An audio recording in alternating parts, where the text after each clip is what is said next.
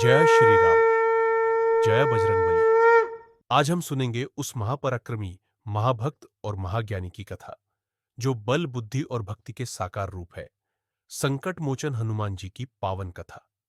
अध्याय 1।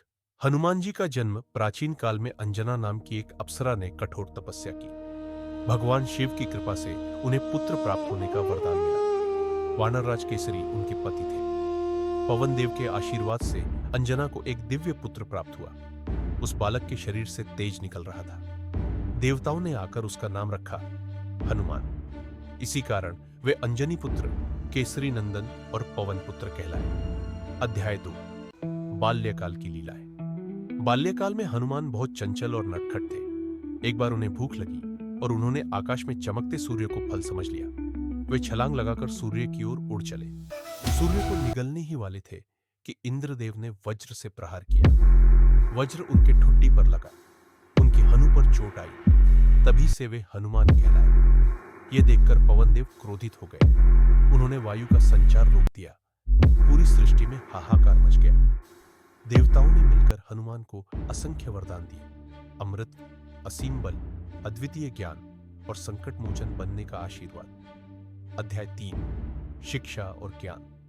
बड़े होकर हनुमान जी ने सूर्यदेव को गुरु बनाया। सूर्य की गति के साथ साथ चलते हुए उन्होंने वेद, वेदांग, शास्त्र और ज्योतिष का गहन अध्ययन किया। वे न केवल बलवान बल्कि अपार ज्ञान और विनम्रता के धनी बने। अध्याय 4। श्री राम से भेंट। वनवास के समय श्री राम और लक्ष्मण सीता माता की खोज में निकले। उनकी भेंट किष्किंधा में हनुमान जी से हुई। जैसे ही हनुमान ने श्री राम को देखा, उनके चरणों में दंडवत प्रणाम किया। उन्होंने कहा, प्रभु, मैं आपका सेवक हूं। उस क्षण से हनुमान जी ने आजीवन श्री राम की सेवा का संकल्प लिया। अध्याय 5। सीता माता की खोज। जब सीता माता का पता लगाने का कार्य आरंभ हुआ, समुद्र पार जाने की जिम्मेदारी हनुमान जी को सौंपी गई। उन्होंने समुद्र लांघा। पथ में अनेक बाधाएं आई, लेकिन वे विजयी होकर लंका पहुंचे।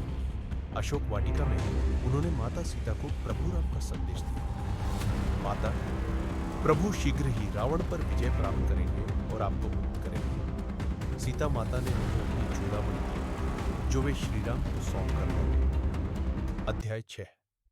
लंका दहन। रावण ने हनुमान जी को बंदी बना लिया। उनकी पूंछ में आग लगवा दी, परंतु हनुमान जी ने अपनी शक्ति से पूंछ को इतना लंबा कर लिया कि पूरी लंका जल उठी।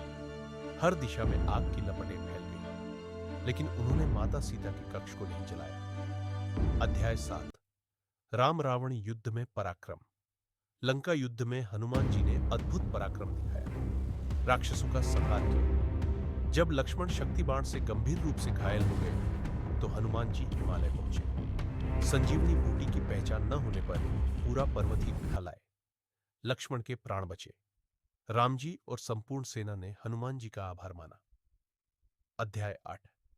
श्री राम का आशीर्वाद। युद्ध के अंत में श्री राम ने विजय प्राप्त की। उन्होंने हनुमान को गले लगाकर कहा, हनुमान, तुम्हारे समान भक्त कोई नहीं। तुम्हारा नाम और कीर्ति अमर रहेगी।